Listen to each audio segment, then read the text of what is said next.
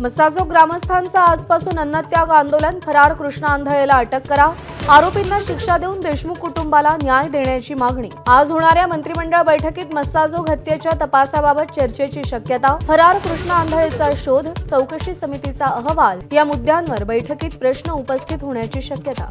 संतोष देशमुख हत्या प्रकरणावरून शरद पवारांचा धनंजय मुंडेंवर निशाणा, आत्मसन्मान असलेली व्यक्ती पदावर राहणार नाही, मात्र नैतिकता आणि यांचा काही संबंध दिसत नाही, शरद पवारांचा टोला। स्थानिक स्वराज्य संस्था निवडणुकांबाबत आज सुप्रीम कोर्टात सुनावणी, निर्णय झाल्यास पुढच्या काही महिन्यात निवडणुकीची शक्यता।